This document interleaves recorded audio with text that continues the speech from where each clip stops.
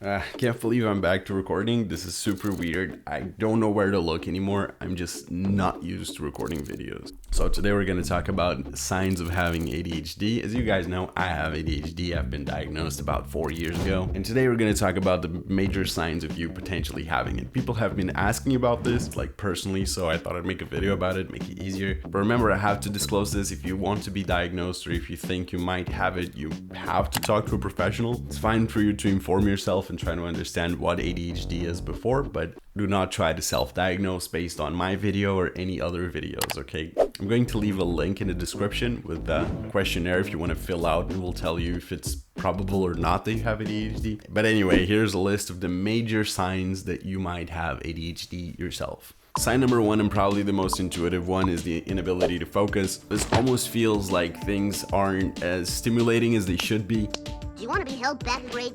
Concentrate, man.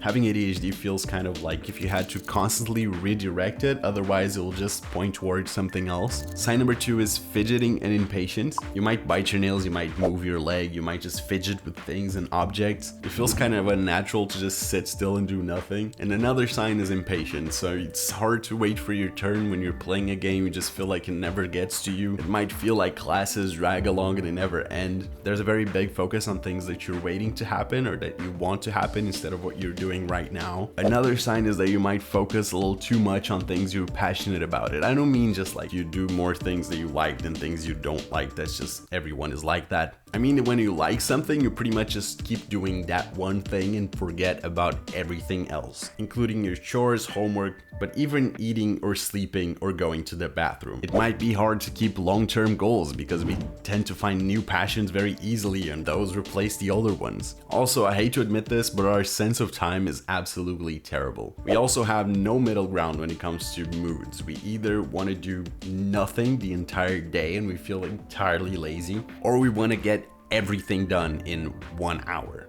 Also, it might be hard to manage money sometimes because emergency is a very loose term. Another sign of potentially having ADHD is having emotional outbursts. We tend to feel things very intensely and it's hard to control it. You might leave most tasks unfinished. You're cleaning your room and you find something that you haven't found in a while, and then you take that, then you switch to looking into that, and then that reminds you of something else, and then you just forget you were cleaning your room in the first place.